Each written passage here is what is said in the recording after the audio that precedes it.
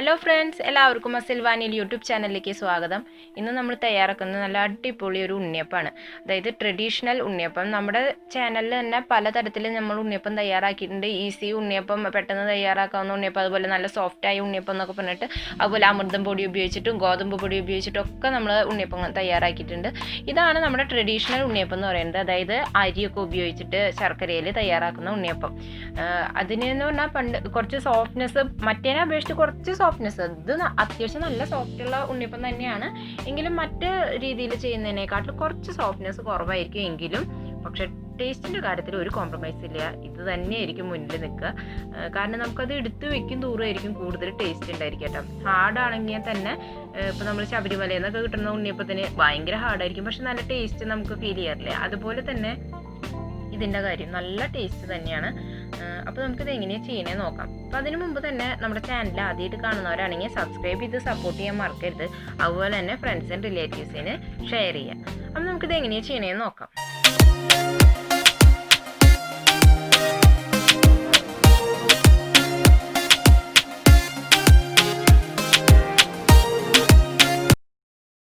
അപ്പോൾ ആദ്യം നമുക്കിതിലേക്ക് പച്ചരിയാണ് വേണ്ടത്. അപ്പോൾ പച്ചരി എടുക്കുമ്പോൾ നമ്മൾ പ്രത്യേകം ശ്രദ്ധിക്കുക. സാധാ പച്ചരി ഉണ്ടോ, പായസ റൈസൊന്നും അല്ല, നമ്മുടെ സാധാ പച്ചരി. അതൊരു 8 മണിക്കൂർ നേരമെങ്കിലും, മാക്സിമം ഒരു 6 മണിക്കൂർ നേരമെങ്കിലും നമ്മൾ സോക്ക് ചെയ്യാനായിട്ട് ഇടുക. അതുപോലെ ഒരു 5-6 പ്രാവശ്യം നന്നായിട്ട് കഴുകണം. അതിൻ്റെ ആ സ്റ്റിക്കിനെസ് ഒക്കെ നന്നായി പോകണമെന്നുണ്ടെങ്കിൽ ഒരു 5-6 പ്രാവശ്യം നന്നായി കഴുകുക തന്നെ വേണം. പിന്നെ നമ്മൾ ഇതിലേക്ക് എടുത്തിരിക്കുന്നത് ശർക്കര, ഒരു 1/2 കിലോ ശർക്കരയാണ് ഇതിലേക്ക് എടുത്തിരിക്കുന്നത്. അത് നന്നായി ഉരുക്കി വെച്ചിരിക്കുന്നതാണിത്. അടുത്തതായിട്ട് നമുക്ക് ഇതിലേക്ക് വേണ്ടത് പാളയംകുടം പഴമാണ്. ഈ പഴം തന്നെയാണ് ഇതിലേക്ക് കൂടുതൽ നന്നായിരിക്കുക. വേറെ ഒരു പഴം ചേർത്താൽ ഈ ഒരു ടേസ്റ്റ് നമുക്ക് കിട്ടില്ല.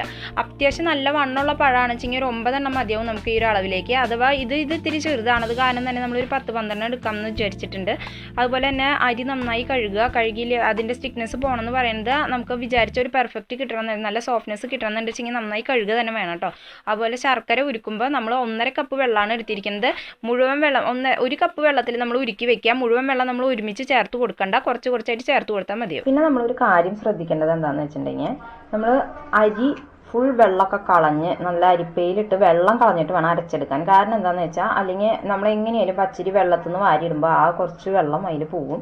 അപ്പോൾ നമ്മുടെ ശർക്കര പാനിയുടെ ആ അളവ് കറക്റ്റ് ആയിരിക്കില്ല. നമുക്ക് മധുരത്തിന് അതുപോലെ വെള്ളം കൂടുക എന്നുള്ളത് പെട്ടെന്ന്, ഇതിനൊരു ഏറ്റവും വലിയ പ്രശ്നം എന്ന് പറഞ്ഞാൽ വെള്ളം കൂടുക എന്നുള്ളത്. അപ്പോൾ ശ്രദ്ധിച്ച് വേണം ഒഴിച്ചു കൊടുക്കാൻ.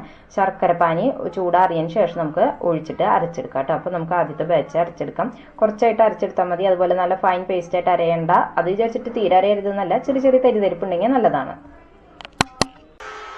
ഇപ്പം നമ്മുടെ അരിയൊക്കെ നന്നായി അരച്ച് കഴിഞ്ഞിട്ട് ലാസ്റ്റ് ബാച്ച് നമുക്ക് ഇതിലേക്ക് ഞാൻ പറഞ്ഞ പോലെ ഇത് ചെറുതായ കാരണം തന്നെ ഞാനൊരു 12 എണ്ണം എടുത്തിട്ടുണ്ട്. അപ്പോൾ വലുതാണെങ്കിൽ നിങ്ങൾ ഒരു 8 9 ഒക്കെ മതിയാവും. അതിലേക്കൊരു 9 ഏലക്കായ ഇട്ട് കൊടുത്തിട്ടുണ്ട്. ഇനി ഇതെല്ലാം കൂടി നമുക്കൊന്ന് അരച്ചെടുക്കാം. അപ്പോൾ നമ്മുടെ ശർക്കര പാനി മുഴുവനായിട്ട് ഞാൻ ചേർത്തിട്ടില്ല. ഇത്ര അരക്കപ്പനെ ചേർത്തപ്പോഴന്നെ അത്യാവശ്യത്തിന് എല്ലാം നമുക്ക് അരഞ്ഞു വന്നിട്ടുണ്ട്. ഇനി ഇതെല്ലാം ചേർത്തതിന് ശേഷം നമുക്ക് ബാക്കി വേണമെന്നുണ്ടെങ്കിൽ ചേർത്ത് കൊടുക്കാം കേട്ടോ. അപ്പോൾ ഇത് അരയ്ക്കണമെന്നുണ്ടെങ്കിൽ ശരിക്കും ശർക്കര പാനി ഒഴിക്കേണ്ട ആവശ്യമില്ല. നമ്മുടെ ബാറ്ററിൽ കുറച്ച് കട്ടിയാണ്, അത് കാരണം ഞാൻ കുറച്ച് ശർക്കര പാനിയും കൂടി ഒഴിച്ചിട്ട് നന്നായിട്ടൊന്ന് അടിച്ചെടുക്കുന്നുണ്ട്. ഇപ്പം നമ്മുടെ പഴമൊക്കെ നന്നായിട്ട് അരഞ്ഞു വന്നിട്ടുണ്ട്. അപ്പോൾ പാനി ഒഴിക്കുമ്പോൾ ഒരുപാട് വെള്ളം ഒഴിച്ചു കൊടുക്കണ്ട, ഇങ്ങനെ കഷ്ണങ്ങളായിട്ട് കിടന്നുകൊണ്ട് കുഴപ്പമൊന്നുമില്ല. ചിലവർക്ക് അത് ഇഷ്ടാവില്ല, അത് കാരണമാണ് പറയണത്. അപ്പോൾ നല്ല ഫൈനായിട്ട് അരഞ്ഞാൽ നല്ലതായിരിക്കും കേട്ടോ. ഇനി ഇതും കൂടി ചേർത്ത് നമുക്ക് നന്നായിട്ടൊന്ന് മിക്സ് ചെയ്ത് വെക്കാം. പഴം കൂടി ചേർത്ത് മധുരം ഫീൽ ചെയ്യാനായിട്ട് കുറച്ച് ഉപ്പും കൂടി ചേർത്ത് കൊടുക്കുക. അതിന് ശേഷം നന്നായിട്ടൊന്ന് മിക്സ് ചെയ്തെടുക്കുക. ഇനി ഇത് നമുക്ക് ഫെർമെൻറ്റ് ചെയ്യാൻ വേണ്ടി വെക്കണം. ഒരു 8 മണിക്കൂർ കുറഞ്ഞത് നമ്മൾ വെക്കണം കേട്ടോ. അപ്പോൾ നമുക്ക് 8 മണിക്കൂറിന് ശേഷം ആകുമ്പോഴാണ്, ഇത് ഇൻസ്റ്റൻ്റ് അല്ല, നമുക്ക് എന്തായാലും കുറച്ച് ടൈം വേണം. അരി വെള്ളത്തിലിടണം, അതൊരു 6 മണിക്കൂർ സോക്കാവണം. അത് കഴിഞ്ഞ് ഇത് ഫെർമെൻ്റ് ആവാൻ വേണ്ടിയിട്ട് ഒരു 8 മണിക്കൂർ വേണം. അപ്പോൾ ട്രഡീഷണൽ എന്ന് പറഞ്ഞാൽ നമ്മുടെ പണ്ടത്തെ നാടൻ ഉണ്ണിയപ്പം എന്ന് പറയുന്നത് ഇതുപോലെയൊക്കെ കുറച്ച് പണിയെടുത്തിട്ടുള്ള കാര്യം തന്നെയാണ്. അപ്പോൾ അത് കാരണം നമ്മൾ ക്ഷമയോട് തന്നെ ഉണ്ടാക്കണം. ഉണ്ണിയപ്പം എന്ന് പറയുമ്പോൾ നമുക്ക് നല്ല സോഫ്റ്റ് എന്നുള്ളൊരു കൺസെപ്റ്റാണ് നമ്മുടെ മനസ്സിലൊക്കെ. ഇത് നല്ല സോഫ്റ്റ് തന്നെയാണ്, എങ്കിലും നമ്മൾ മറ്റേ ഗോതമ്പ് പൊടി ഇതൊക്കെ വെച്ച് തയ്യാറാക്കുന്ന അത്ര കണ്ട് സോഫ്റ്റ് എന്തായാലും ഇതിന് വരില്ല. പക്ഷെ ടേസ്റ്റ് ഉണ്ടല്ലോ, അപാര ടേസ്റ്റ് ആയിരിക്കും, അതിലൊരു സംശയമില്ല കേട്ടോ. നമുക്ക് അമ്പലത്തിലൊക്കെ കിട്ടുന്നത് ഭയങ്കര ഒരുപാട് ഹാർഡായിട്ടുള്ളതായിരിക്കും. ശബരിമലയിൽ നിന്നൊക്കെ കിട്ടുന്നത് ഒരുപാട് ഹാർഡായിട്ടുള്ള ഇതായിരിക്കും. പക്ഷെ ആ പ്രസാദത്തിന് നല്ലൊരു ടേസ്റ്റ് തന്നെയാണ് ആ ഉണ്ണിയപ്പത്തിന് എന്ന് പറയുന്നത്. അപ്പോൾ കുറച്ച് ഹാർഡാണെങ്കിൽ കൂടി, അതായത് ഹാർഡ് എന്ന് പറഞ്ഞാൽ ഇത് അത്യാവശ്യം നല്ല സോഫ്റ്റ് ആയിട്ട് തന്നെയാണ് കേട്ടോ വരിക. ഞാൻ ഉദ്ദേശിച്ചത് മറ്റേനെ സംബന്ധിച്ച് അല്പം ഒന്ന് ഹാർഡായിട്ടിരിക്കും, പക്ഷെ നല്ല ടേസ്റ്റ് തന്നെയാണ്.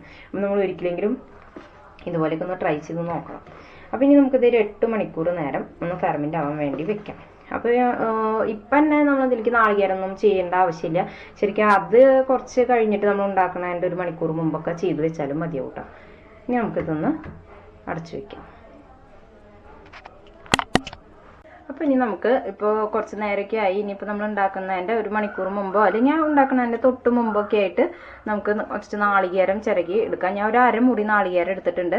സാധാരണ നമ്മൾ നാളികേരം കുത്തിടുകയാണ് ചെയ്യാം. ഇവിടെ എനിക്ക് നാളികേര കുത്തിടുന്നതായിട്ട് കൂടുതൽ ഇഷ്ടം. ഞാൻ എല്ലാ ഉണ്ണിയപ്പത്തിലും ഞാൻ പറഞ്ഞിട്ടുണ്ട് നാളികേരം ചിരവിട്ട് ഇടാറാണ് പതിവ് എന്നുള്ളത്.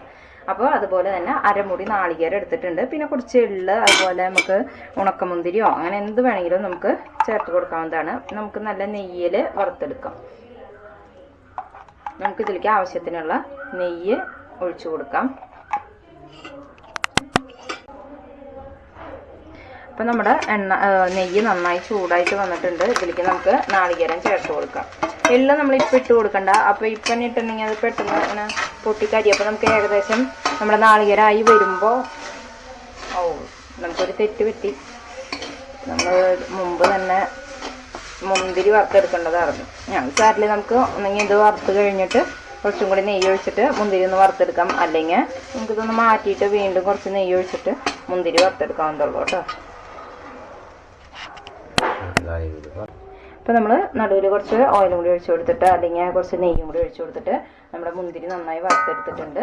ഇനി ഇതിൽ നമുക്ക് കുറച്ച് എള്ളും കൂടി ചേർത്ത് കൊടുക്കാം. എന്നിട്ട് നന്നായിട്ട് നല്ല ഒരു പുളിയുറുമ്പ് കളറ് വരുന്ന വരെ വറുത്ത് കൊടുക്കാം നന്നായിട്ട്. നമുക്കിതിലേക്ക് ഇട്ട് കൊടുത്തിട്ട് നന്നായി ഒന്ന് കലക്കി വെക്കാം. ഇനിയിപ്പോൾ ഇതിന് വേണ്ടി റെസ്റ്റ് ചെയ്ത് വെക്കൊന്നും വേണ്ട. ഇനി നമുക്ക് ഇപ്പം തന്നെ ഉണ്ടാക്കിയെടുക്കാവുന്നതേ ഉള്ളൂ കേട്ടോ. അടുത്തതായിട്ട് നമുക്ക് പാൻ വെച്ച് കൊടുത്ത് അതിലേക്ക് ആവശ്യത്തിനുള്ള ഓയിൽ ഒഴിച്ച് കൊടുത്തിട്ടുണ്ട്. നന്നായിട്ട് നമ്മുടെ എണ്ണ നന്നായി ചൂടായതിന് ശേഷം മാത്രം നമുക്ക് നമ്മുടെ ബാറ്റർ ഒഴിച്ച് കൊടുക്കാൻ പാടുള്ളൂ. അതുപോലെ ബാറ്റർ ഒഴിച്ച് കൊടുക്കുമ്പോൾ പ്രത്യേകം ശ്രദ്ധിക്കാം, നമ്മുടെ ആ കുഴി നിറച്ചൊഴിക്കരുത്. നിറച്ചൊഴിച്ച് കഴിഞ്ഞിട്ടുണ്ടെങ്കിൽ പുറത്തേക്ക് ഇങ്ങനെ ഇതായി വരാനൊക്കെ സാധ്യതയുണ്ട്. പിന്നെ മറിച്ചിടാനൊക്കെ ബുദ്ധിമുട്ടാവും. അപ്പോൾ ഒരു പകുതി മുക്കാൽ ഭാഗം അത്ര മാവ് ഒഴിക്കാവൂ കേട്ടോ. അപ്പോഴാണ് കറക്റ്റായിട്ട് നമുക്ക് കിട്ടുള്ളൂ. അതുപോലെ തന്നെ മീഡിയം ഫ്ലെയിമിലിടാൻ പ്രത്യേകം ശ്രദ്ധിക്കുക. കാരണം ഹൈ ഫ്ലെയിമിലായാൽ പെട്ടെന്ന് തന്നെ കരിഞ്ഞു വരും. പക്ഷെ ഉള്ളിൽ നന്നായിട്ട് വെന്ത് വരില്ല. ഇപ്പം നമ്മുടെ കുഴിയിൽ ഒഴിച്ചത് അധികം ചെറുതായ കാരണം തന്നെ ഉണ്ടല്ലോ പെട്ടെന്ന് തന്നെ മറിഞ്ഞ് വരുന്നുണ്ട്, കണ്ടില്ലേ? ഇപ്പോൾ അത് പെട്ടെന്ന് തന്നെ ഇതിന് കളർ ഇപ്പോൾ ഇതുപോലെയൊക്കെ വന്നിട്ടുണ്ട് വെച്ചെങ്കിലും നമ്മൾ മീഡിയം ഫ്ലെയിമിൽ ഇടാൻ പ്രത്യേകം ശ്രദ്ധിക്കണം കേട്ടോ. അല്ലേ വെച്ചെങ്കിൽ ഉള്ളിൽ വെന്ത് വരില്ല. ഈ അരി കൊണ്ട് ഉണ്ടാക്കുന്നതിന് ഇത് കൂടുതൽ ഇങ്ങനെ ഒരു പ്രശ്നമുണ്ട്. നമ്മുടെ ഫ്ലെയിം ശരിയല്ല എന്നുണ്ടെങ്കിൽ ഉൾഭാഗം വെന്ത് വരില്ല. കുറച്ച് നല്ല ബ്ലാക്ക് കളറിൽ തന്നെയാണ് നമ്മുടെ ട്രഡീഷണൽ ഉണ്ണിയപ്പം ഇരിക്കുക. അപ്പോൾ അത് കാരണം കളർ വരുന്ന കാണുമ്പോൾ പെട്ടെന്ന് തന്നെ പേടിച്ചിട്ട് നിങ്ങൾ എടുക്കണ്ട. കാരണം അത്യാവശ്യം നല്ല കളറിൽ തന്നെയാണ് ഇരിക്കുക. അപ്പോൾ ഇത്ര പരിപാടിയേ ഉള്ളൂ. നല്ല ഈസി ആയിട്ടുള്ള നല്ല ടേസ്റ്റി ഉണ്ണിയപ്പം ഉണ്ടാക്കാൻ. അപ്പോൾ എല്ലാവരും ട്രൈ ചെയ്യുക. എന്നിട്ട് നിങ്ങളുടെ ഫീഡ്ബാക്ക് എന്നെ അറിയിക്കുക. അതുപോലെ തന്നെ ഇഷ്ടപ്പെടുകയാണെങ്കിൽ ഫ്രണ്ട്സ് ആൻഡ് റിലേറ്റീവ്സിന് ഷെയർ ചെയ്യുക. അപ്പോൾ അടുത്ത റെസിപ്പിയുമായിട്ട് നമുക്ക് വീണ്ടും കാണാം. താങ്ക്